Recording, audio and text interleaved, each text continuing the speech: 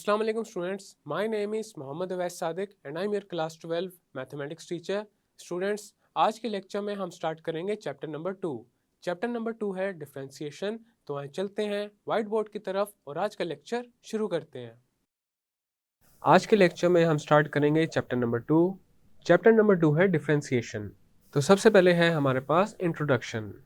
Ancient Greeks को area, volume या फिर सेंट्रोइड्स इस तरह की चीज़ों का जो कंसेप्ट है वो ऑलरेडी पता था और ये सब इंटीग्रल कैलकुलस से रिलेट करती हैं। इसके बाद 17th सेंचुरी में न्यूटन और लेबनीज ने इंस्टैंटेनियस रेट ऑफ चेंज का जो प्रॉब्लम है वो डिस्कस किया और इसी तरह डिफरेंशियल कैलकुलस डेवलप हुई और ये कैलकुलस रेट्स ऑफ चेंज और फिजिकल यूनिवर्स को डिस्क्राइब करने के लिए बहुत ही ज़्यादा इम्पोर्टेंट है। नेक्स्ट है डिपेंडेंट एंड इंडिपेंडेंट वेरिएबल्स। अब हमारे पास दो टाइप्स के वेरिएबल्स होते हैं, dependent variables and independent variables. हम यूजुअली लिखते हैं y is equal to f of x, where f of x is the value of f at x belongs to the domain of the function f। अब यहाँ पे ये जो f of x है इसमें हम x को डिफरेंट वैल्यूज देते हैं और ये जो x है ये फंक्शन की डोमेन में से ही होना चाहिए। नेक्स्ट हम एक फंक्शनल रिलेशन को कंसीडर करेंगे। Let's say y is equal to f of x and this is equal to x square plus 1। अब यहाँ पे हमारे पास x की डिफरेंट वैल्यूज़ के लिए y की डिफरेंट वैल्यूज़ आएंगी। फॉर एग्जाम्पल, अगर हमारे पास x है 1, 1.5, 2 etc., देन f ऑफ 1 हमारे पास आ जाएगा 1 raise to the power 2 plus 1 and this is equal to 1 plus 1 and this is equal to 2। f of 1.5 this is equal to 1.5 raised to the power 2 plus 1 and this is equal to 2.25 plus 1 and this is equal to 3.25। f of 2 this is equal to 2 raised to the power 2 plus 1 and this is equal to 4 plus 1 and this is equal to 5। अब अगर यहाँ पे x की value 1 से 1.5 में change हो रही है तो change in the value of x हमारे पास आ जाएगा 1.5 minus 1 and this is equal to 0.5। तो ये है हमारे पास change in the value of x। अब इस चेंज के कॉरेस्पॉन्डिंग f ऑफ x या y की वैल्यू हमारे पास आ जाएगी f of 1.5 minus f of 1 and this is equal to 3.25 minus 2 which is equal to 1.25। तो ये है change in the value of y। तो यहाँ पे ये बात ऑब्वियस है कि एक्स स्क्वायर प्लस 1 या फिर f ऑफ x में चेंज तभी आएगा जब x में चेंज आएगा। अगर x की वैल्यू में कोई चेंज आता है, चाहे वो चेंज पॉजिटिव है या फिर नेगेटिव है, उसे कहते हैं increment of x। The change in the value of x either positive or negative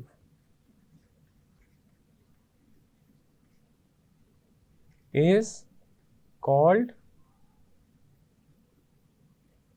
the increment of x, और इस चेंज को डिनोट किया जाता है डेल्टा x के साथ. Read as delta x. Also the corresponding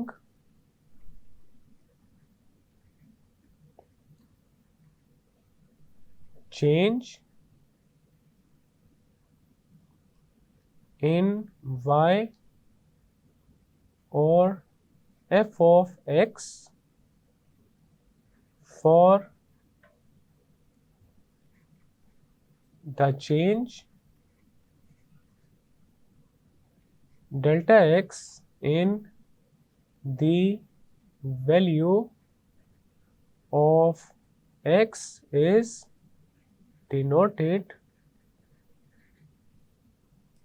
by delta y or delta f, and delta f is equal to f of x plus delta x minus f of x. तो variables की जो values हैं उनमें इस तरह के जो small changes हैं they are taken as increments of variables. अब यहाँ पे हम ये बात डिस्कस कर चुके हैं कि जब वेरिएबल x में कोई चेंज आएगा तो उसके कॉरेस्पॉन्डिंग y में या फिर f of x में चेंज आएगा. तो यहाँ पे जो वेरिएबल x है वो एक इंडिपेंडेंट वेरिएबल है और जो वेरिएबल y है या फिर फंक्शन है वो एक डिपेंडेंट वेरिएबल है और y डिपेंड कर रहा है x पे. नेक्स्ट हम ऐसे फंक्शंस को डिस्कस करेंगे जो कि y is equal to f of x की फॉर्म में होंगे और यहाँ पे जो x है that belongs to the domain of the function और x है independent variable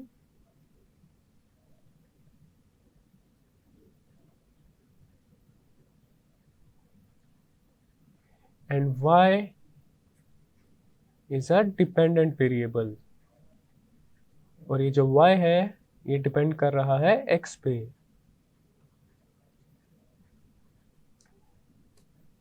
So this leads us to the definition of the differentiation, which is the rate of change of a dependent variable with respect to one or more independent variables. Next हम discuss करेंगे average rate of change. Suppose a particle और an object is moving in a straight line and its positions from some fixed point after times t and t1 are given by s of t and s of t1. Then the distance traveled in the time interval t1 minus t where t1 is greater than t is s of t1 minus s of t. अब यहाँ पे हमारे पास एक particle है या फिर एक object है जो कि स्ट्रेट लाइन में मूव कर रहा है और टाइम t के बाद जो पार्टिकल की पोजीशन है that is s of t और टाइम t1 के बाद जो पार्टिकल की पोजीशन है that is s of t1.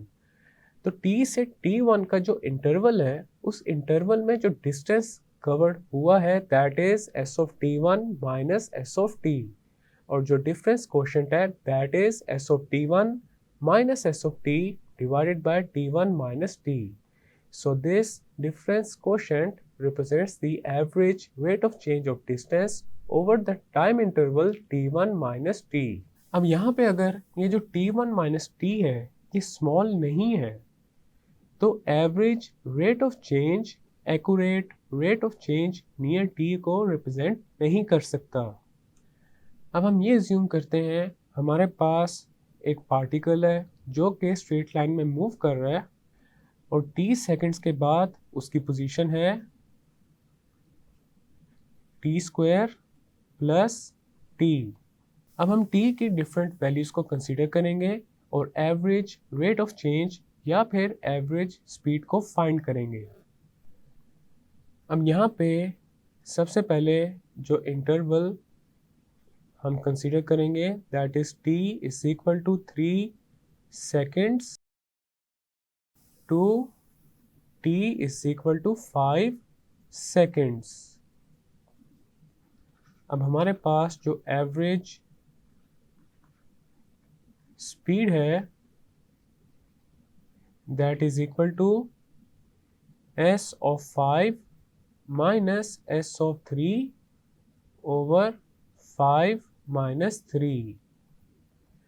अब s of 5 हमारे पास आ जाएगा 5 square plus 5 minus s of 3 आ जाएगा 3 square plus 3 over 5 minus 3 and this is equal to 25 plus 5 minus 9 plus 3 over 5 minus 3 and this is equal to 30 minus 12 over 2 and this is equal to 9.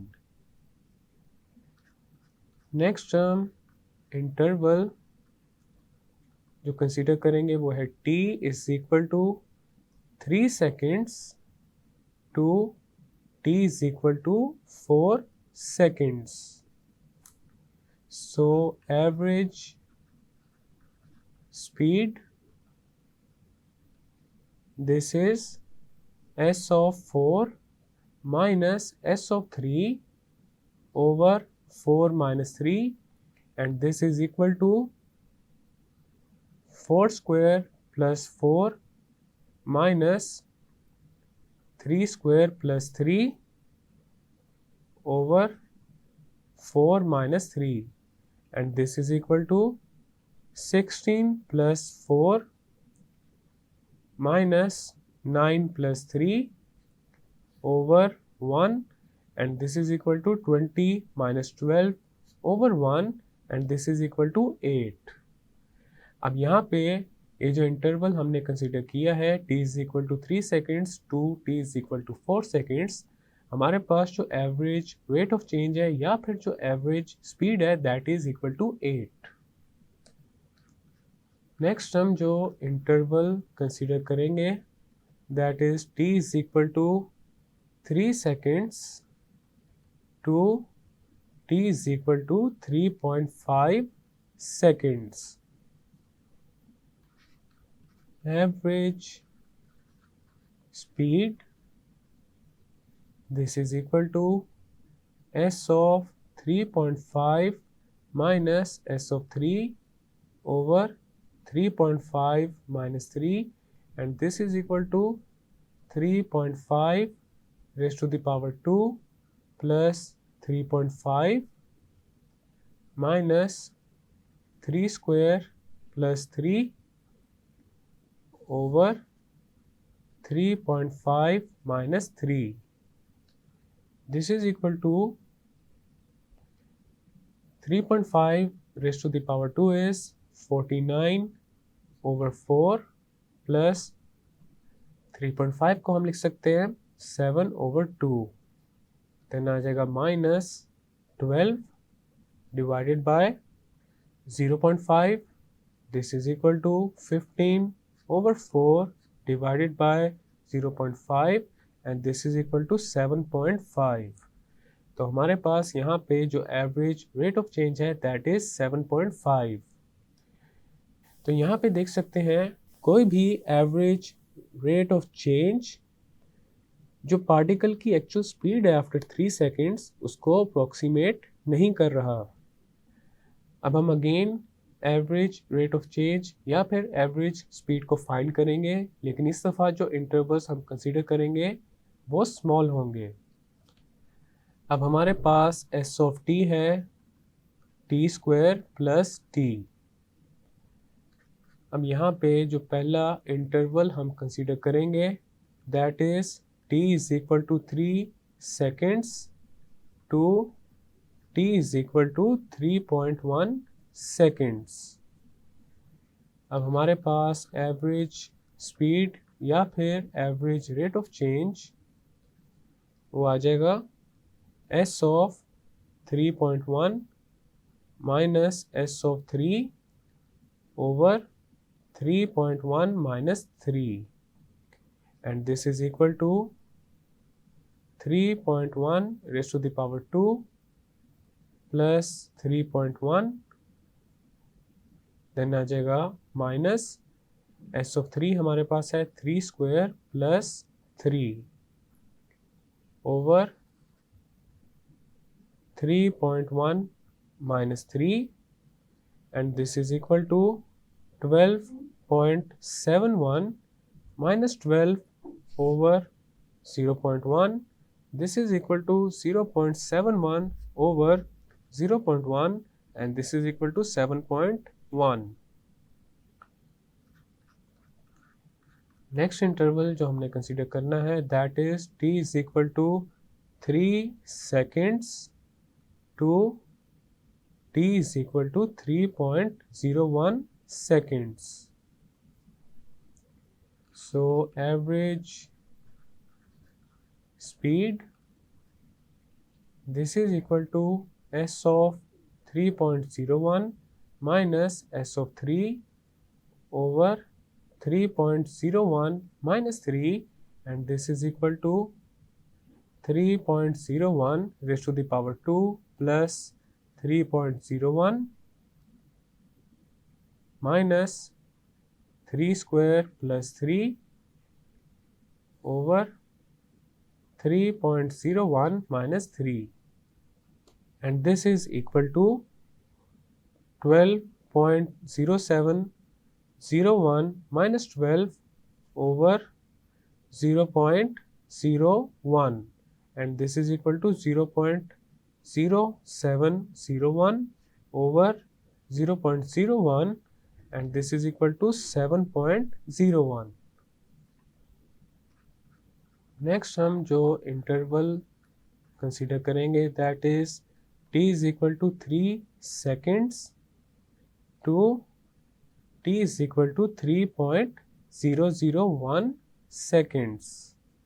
अब यहाँ पे हमने interval को और ज़्यादा reduce कर दिया है, तो हमारे पास जो एवरेज स्पीड है that is s of 3.001 minus s of 3 over 3.001 minus 3. This is equal to 3.001 raised to the power 2 plus 3.001 minus 3 square plus 3 over 3.001 minus 3, and this is equal to 12.007001 minus 12 over 0.001, and this is equal to 0.007001 over 0.001, and this is equal to 7.001. तो यहाँ पे हमारे पास जो average rate of change है after 3 seconds वो approach कर रहा है 7 मीटर्स पर सेकंड को, और जैसे जैसे इंटरवल को स्मॉल कर दिया जाए तो हमारे पास एक्यूरेसी इंक्रीज होती जाएगी। So we can say that the speed of the particle is 7 metres per second after 3 seconds। अगर हमारे पास t1 जो है that is equal to t plus delta t। अब यहाँ पे हमने t का लिया है इंक्रीमेंट, t में एक बहुत ही स्मॉल चेंज को ऐड कर दिया है, तो हमारे पास जो डिफरेंस कोशेंट है वो होता है s of t1 minus s of t over t1 minus t। अब t1 है हमारे पास t प्लस डेल्टा t के इक्वल, तो T1 माइनस टी आ जाएगा डेल्टा टी। अब जो डिफरेंस कोशेंट है वो आ जाएगा S of T plus delta T minus S of T over delta T, which represents the average rate of change of distance over interval delta t and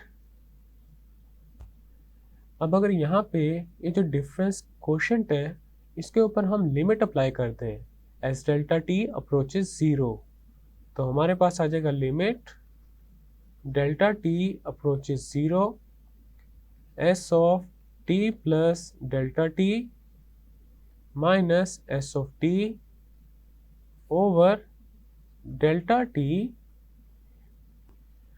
तो इसे कहते हैं instantaneous rate of change of distance s at time t is called the instantaneous rate of change of distance s at time t। Next हम ये देखेंगे कि एक function का डेरिवेटिव किस तरह से फाइंड किया जा सकता है। तो उसके लिए सबसे पहले हम ये कंसिडर करेंगे हमारे पास जो फंक्शन है वो एक रियल वैल्यूड फंक्शन है and the function in which the variables are real numbers is called a real valued function. Let f be a real valued function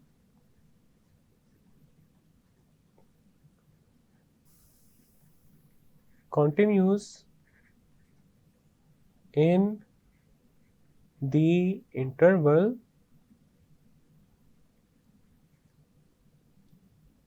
x to x1,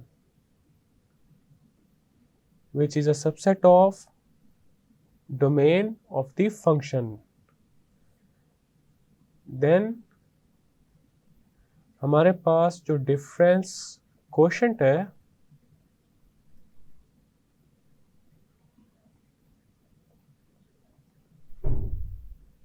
that would be f of x1 minus f of x over x1 minus x represents the average rate of change in the value of f with respect to the change x1 minus x in the value of independent variable x। अब अगर यहाँ पे हम limit apply करें when x1 approaches x तो हमारे पास आ जाएगा if x1 approaches 2x, then limit x1 approaches x, f of x1 minus f of x over x1 minus x. तो ये रिप्रेजेंट कर रहा है instantaneous rate of change of the function with respect to x, provided this limit exists, is called the instantaneous rate of change of f with respect to x at x, and is written as f prime of x. अब अगर यहाँ पे हम x1 को zoom कर लें x plus delta x के equal, so this implies that x1 minus x would be equal to delta x. तो हमारे पास अब आ जाएगा f of x plus delta x, f of x1 की जगह आ गया है f of x plus delta x, then आ जाएगा minus f of x over x1 minus x की जगह आ जाएगा delta x. और अगर इसके ऊपर लिमिट अप्लाई करें when delta x approaches 0, तो हमारे पास आ जाएगा limit delta x approaches 0 f of x plus delta x minus f of x over delta x. तो इसे कहते हैं derivative of the function f with respect to x at x, provided the limit exists, is defined to be the derivative of f with respect to x at x. So we can write f prime of x, this is equal to limit delta x approaches 0 f of x plus delta x minus f of x over delta x. अब यहाँ पे f prime of x की domain में x की वो सारी values आएंगी जिनके लिए लिमिट एग्जिस्ट करती है. अगर x बिलोंग करता है फंक्शन की डोमेन से और अगर f का डेरिवेटिव भी एग्जिस्ट करता है तो इसका मतलब ये है f is differentiable at x, and this process of finding f prime or the derivative of f is called differentiation. Next हम डिस्कस करेंगे डेरिवेटिव की नोटेशन को. अगर हमारे पास y है f of x के इक्वल, देन अगर दोनों साइड्स पे इंक्रीमेंट्स लिए जाएं तो हमारे पास आ जाएगा y plus delta y, this is equal to f of x plus delta x. y का इंक्रीमेंट होता है डेल्टा y और इंक्रीमेंट कहते हैं change in the value of the variable. अब हमारे पास डेल्टा y यहाँ से आ जाएगा f of x plus delta x minus y के equal. Now we know that y is equal to f of x, तो यहाँ पे y की जगह हम पुट कर देंगे f of x को. तो हमारे पास जो डेल्टा y है वो आ जाएगा f of x plus delta x minus f of x. अब हम दोनों साइड्स को डेल्टा x के साथ डिवाइड करेंगे. Dividing both sides by delta x. तो हमारे पास आ जाएगा delta y over delta x, this is equal to f of x plus delta x minus f of x over delta x. Next हम दोनों साइड्स पे लेंगे limit as delta x approaches 0, taking limit of both sides as delta x approaches 0। तो हमारे पास आ जाएगा limit delta x approaches 0 delta y over delta x, this is equal to limit delta x approaches 0 f of x plus delta x minus f of x over delta x. अब हमारे पास ये जो लेफ्ट हैंड साइड है limit delta x approaches 0 delta y over delta x, इसको हम denote करेंगे d y over d x के साथ। Limit delta x approaches 0 delta y over delta x is denoted by dy over dx, और हम जानते हैं limit delta x approaches 0 f of x plus delta x minus f of x over delta x को हम लिखते हैं f prime of x. So dy over dx, this is equal to f prime of x. अब यहाँ पे ये जो dy over dx है, इसका मतलब ये है derivative of y with respect to x। इसका मतलब ये नहीं है कि dy dx के साथ डिवाइड हो रहा है, और dy ओवर dx को हम y प्राइम भी लिख सकते हैं। This is equal to f prime of x। Next हम देखेंगे डिफरेंट नोटेशंस को जो कि डिफरेंट मैथमेटिशियंस ने इंट्रोड्यूस की हैं। लेबनिज की नोटेशन है dy ओवर dx और df ओवर dx। न्यूटन की नोटेशन है f dot of x। Lagrange की जो नोटेशन है that is f prime of x, और कॉशी की जो नोटेशन है डेरिवेटिव्स को रिप्रेजेंट करने के लिए वो है d f ऑफ x।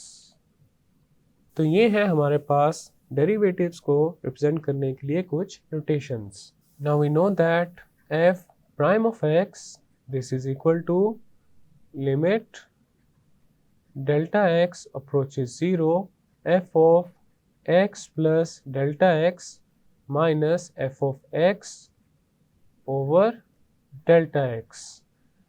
अब अगर यहाँ पे हम x प्लस डेल्टा x को x के साथ रिप्लेस कर दें और x को a के साथ रिप्लेस कर दें, if we replace x plus delta x by x and x by a, then the expression f of x plus delta x minus f of x becomes f of x minus f of a, and the change delta x in the independent variable in this case वो आ जाएगा हमारे पास x minus a के equal. So the expression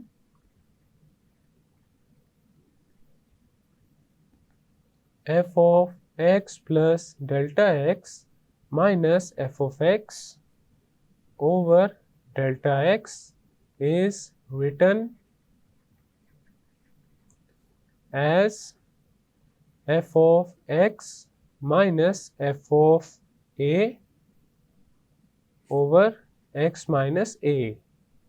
अब हमारे पास ये जो एक्सप्रेशन है इस पे हम अप्लाई करेंगे limit when x approaches a, taking limit when x approaches a, तो हमारे पास आ जाएगा limit x approaches a f of x minus f of a over x minus a, and this would be equal to f prime of a. So f prime of a is called the derivative of f at x is equal to a. Here f prime of a is called the derivative of f at x is equal to a. Students, आज के lecture में हमने सबसे पहले ये सीखा है कि डिपेंडेंट और इंडिपेंडेंट वेरिएबल्स में क्या डिफरेंस है। देन हमने एवरेज रेट ऑफ चेंज के टॉपिक को पढ़ा है और इसके अलावा हमने ये सीखा है कि एक फंक्शन का डेरिवेटिव क्या होता है। एंड देन हमने ये भी डिस्कस किया है कि डेरिवेटिव्स को रिप्रेजेंट करने के लिए कौन कौन सी नोटेशंस को यूज़ किया जाता है। मैं उम्मीद करता हूँ आपको आज का लेक्चर समझ आ चुका होगा। हम मिलेंगे अब अगले लेक्चर में।